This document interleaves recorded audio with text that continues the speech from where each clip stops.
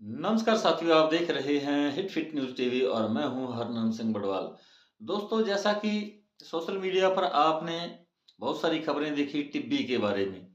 यानी राजस्थान का जो हनुमानगढ़ जिला है, इसी की एक तहसील है टिब्बी और ये विधानसभा क्षेत्र पड़ता है संगरिया। और टिब्बी के नज़दीक ही एक छोटा सा गांव है राठी खेड़ा।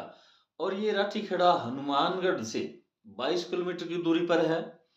और यहाँ पर एक एथेनॉल फैक्ट्री लगने वाली थी और इसी का विरोध कर रहे थे यहाँ के स्थानीय किसान लोग, किसान नेतागण और आम पब्लिक।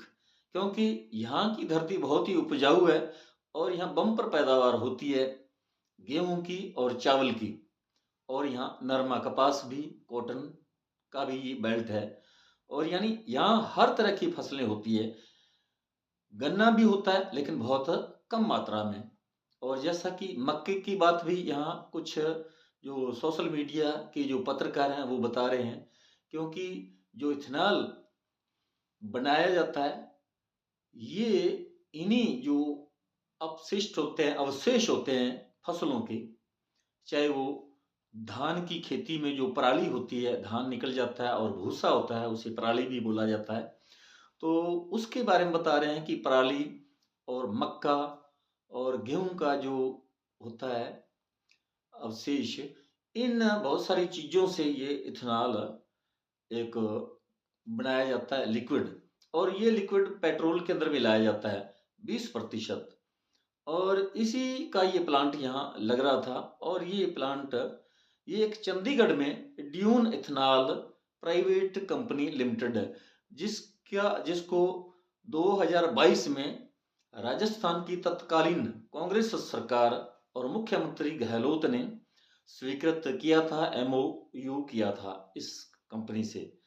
और ये 450 करोड़ रुपए से एशिया की सबसे बड़ी इथेनॉल कंपनी द्वारा ये प्लांट लगाया जाने वाला था। लेकिन आज से लगभग 15 महीनों से इसका यहाँ विरोध तब शुरू हुआ जब आम लोगों को इसके बारे में कुछ पता चला।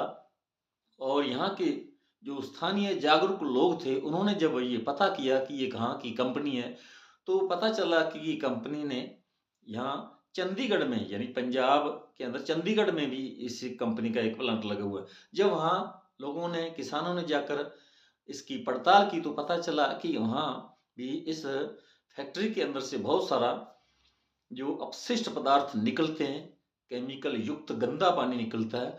तो वहाँ भी इसकी कोई सफाई नहीं है, वहाँ भी महामारियां फैल रही हैं।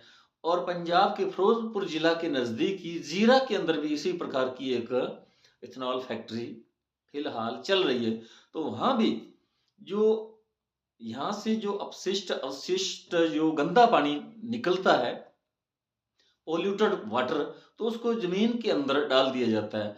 क्योंकि यहाँ जो जीरा जीरा जो जगह है पंजाब की फिरोजपुर जिले के अंदर, वहाँ जो हालात हैं खेती बाड़ी के बहुत बुरे हैं। वहाँ महामारी, कैंसर जैसी घातक जो गंभीर बीमारियां फैल चुकी हैं। वहाँ जो आसपास का एक लंबा चौड़ा भूभाग जो बर्बाद हो चुका है। वहाँ जो फसलों को पानी दिया जाता है बोरवेल द्वारा, तो वहाँ से भी पानी रक्त रंजित निकलता है, पानी लाल रंग का। और यहाँ वो पीने के काम नहीं आता, वो किसी भी उपयोग में नहीं लाया जा सकता। तो वहाँ खेती भी बर्बाद हो चुकी है। अगर वो खेती को लगाया जाता तो वहाँ का जो धन धान्य अनाज है वो भी किसी के पेट में तो चला जाता है और वहाँ से ये कैंसर जैसी बीमारियां फैल जाती हैं।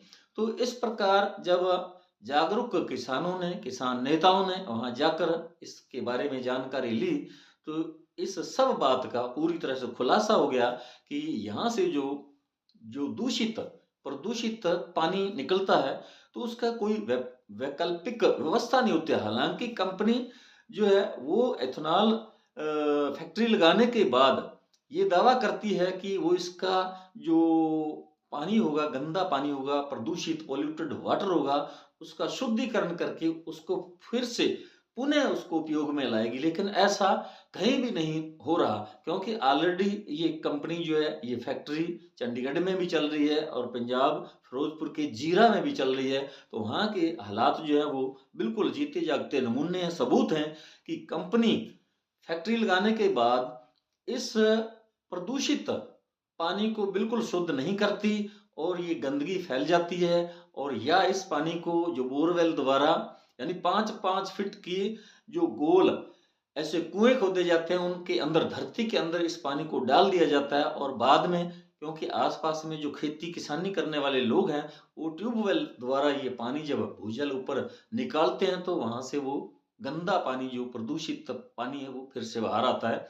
जब उससे सिंचाई होती है और उससे अनाज पैदा होता है, और वो जब हम खाते हैं तो उससे कैंसर जैसी महामारियां फैलती हैं। तो इसी बात के डर से किसानों को जब पता चला, तो किसानों ने आज से 15 महीने पहले यहाँ धरना शुरू कर दिया।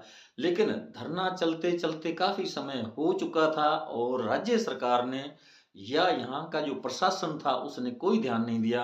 हालांकि किसान नेताओं ने बार बार गुहार लगाई कलेक्ट्रेट को, यानी कलेक्टर महोदय को यहाँ बार बार ज्ञापन भी सौंपे गए और राज्य सरकार को कहीं ना कहीं ये जानकारी दी गई, चेताया गया कि यहाँ इस फैक्ट्री लगने से इस प्रकार यहाँ नुकसान हो जाएगा, ये सोना उगलने वाला, बम्पर पैदा करने वाला इलाका बर्बाद हो जाएगा, ये हमारे भविष्य का सवाल है, हमारी भावी पीढ़ियों की जिंदगी से खिलवाड़ होने जा रहा है। इसके बारे में आप हमसे बात करें, बातचीत करें और हमें बताएं, हमें आश्वस्त करें कि इससे कोई ऐसा नुकसान नहीं होगा।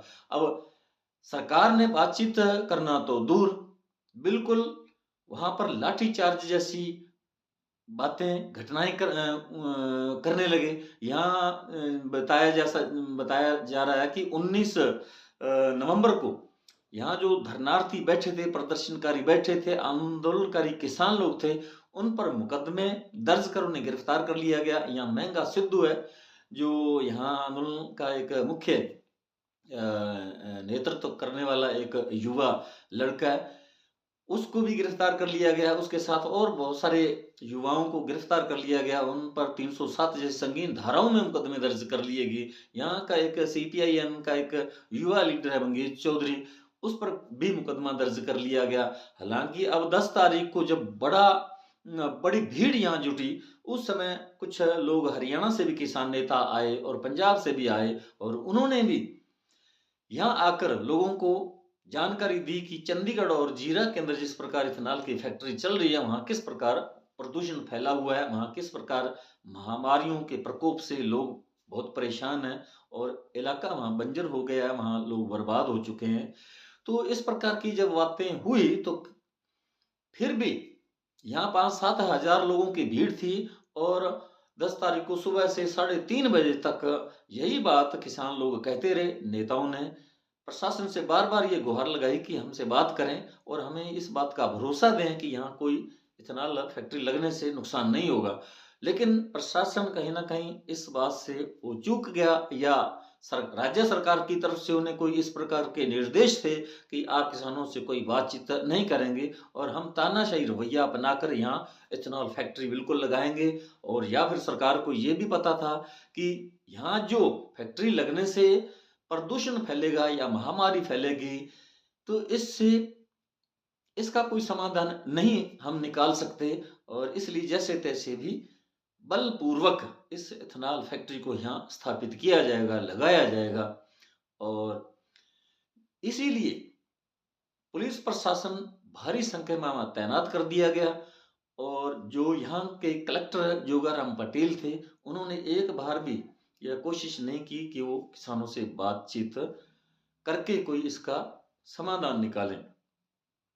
लेकिन 3:30 बजे जब किसानों के जत्थे इस फैक्ट्री की जगह की ओर कूच करने लगे, उस समय कलेक्टर ने और यहाँ के पुलिस अधीक्षक ने मंगेश चौधरी, जो नेतृत्व यहाँ कर रहे हैं आंदोलन का, उनसे बात की। लेकिन तब तक बहुत देर हो चुकी थी, क्योंकि भीड़, जो यहाँ जुटी भीड़ थी, वो नियंत्रण से बाहर हो चुकी थी, और यहाँ जुटे लोग यह देखना चाहते थे कि वह फैक्ट्री कहाँ है और वहाँ क्या कुछ हो रहा है।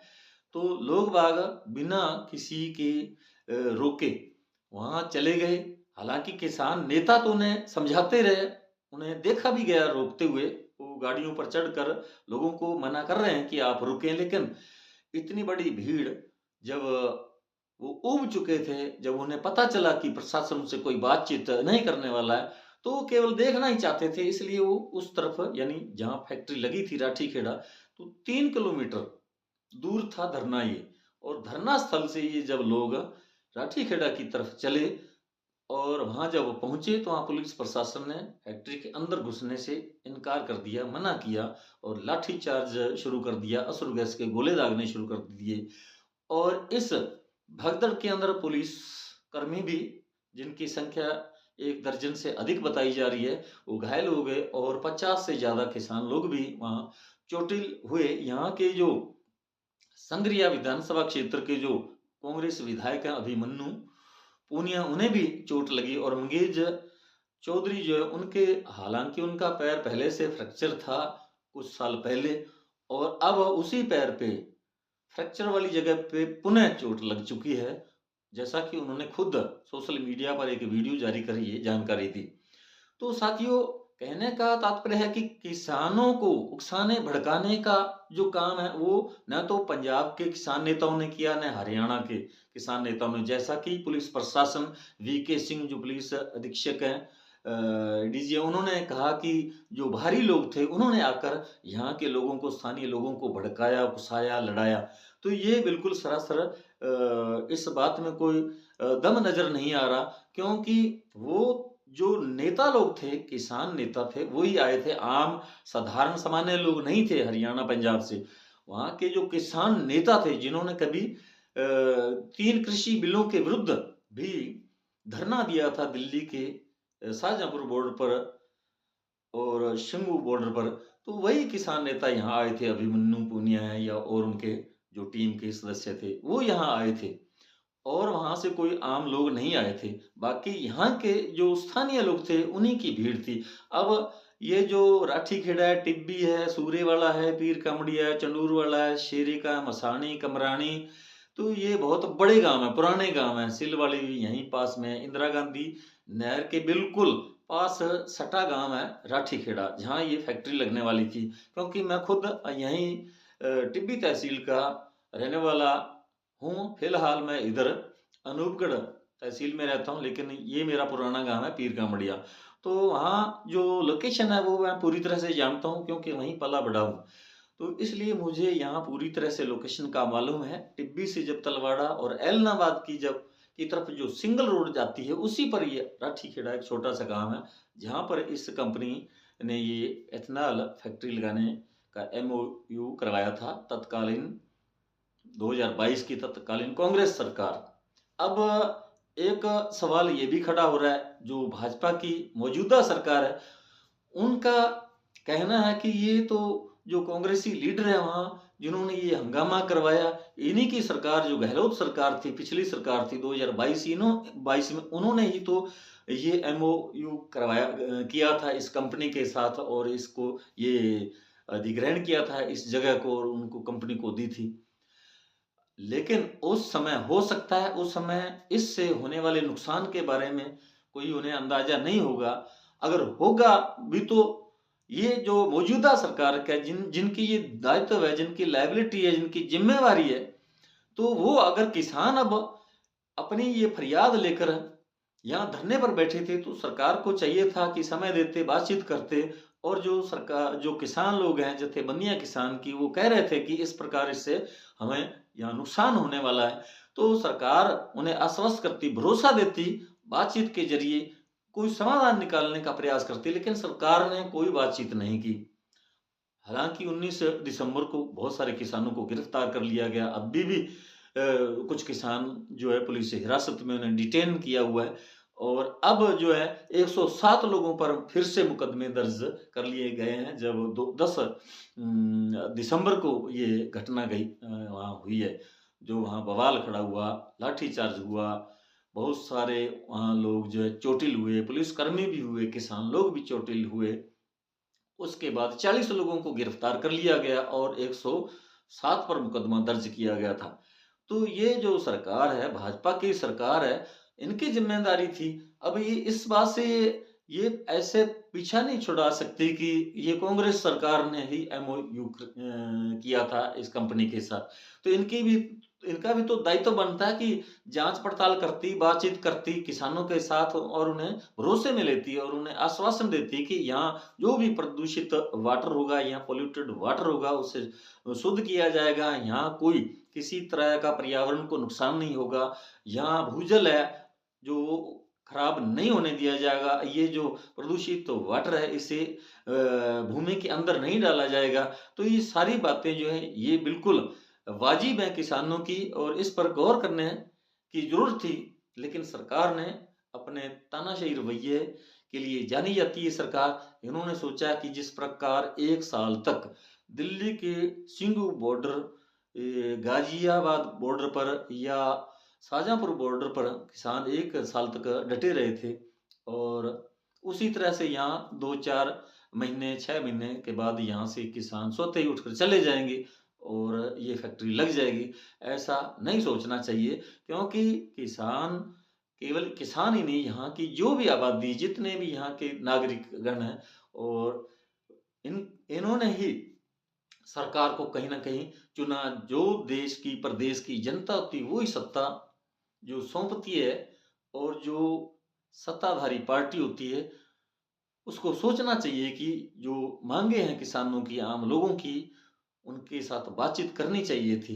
तो ये जो सरकार का जो लायबिलिटी एक बहुत बड़ी ज़िम्मेदारी है, उसका कहीं न कहीं सरकार ने बिल्कुल निर्वहन नहीं किया और यहाँ हालात बिगड़ गए। और अब जैसा कि बताया जा रहा है कि हालाँकि यहाँ के जो किसान लोग हैं, उनके साथ जो यहाँ प्रदर्शनकारी थे, उनके जो अग्रणी नेता लोग हैं, उनके पास जो सादुल शहर के जो भाजपा के विधायक हैं गुरवीर सिंह बराड़ और कुछ अन्य किसान भाजपा नेता हैं, उन्होंने एक समझौता किया है और इस समझौते के तहत इस निर्माणाधीन फैक्ट्री को एक बार एहतियातन रोक दिया गया है और इससे होने वाले नुकसान के बारे में कोई हल या समाधान निकाला जाएगा, सरकार का ये कहना है। और ये जब तक इसका कोई समाधान नहीं होता, तब तक इस कंपनी द्वारा जो ये इथेनॉल फैक्ट्री लगाई जा रही है, ये काम रोक दिया गया है। तो साथियों, हमारा ये वीडियो आपको कैसा लगा कमेंट बॉक्स में ज़रूर लिखकर बताइएगा। यदि आपने अभी तक हमारे hit fit news TV channel को सब्सक्राइब नहीं किया तो प्लीज़ सब्सक्राइब कर लें। इस वीडियो को अधिक से अधिक शेयर करें, लाइक करें। आपका बहुत बहुत शुक्रिया, धन्यवाद, राम राम, सत श्री अकाल।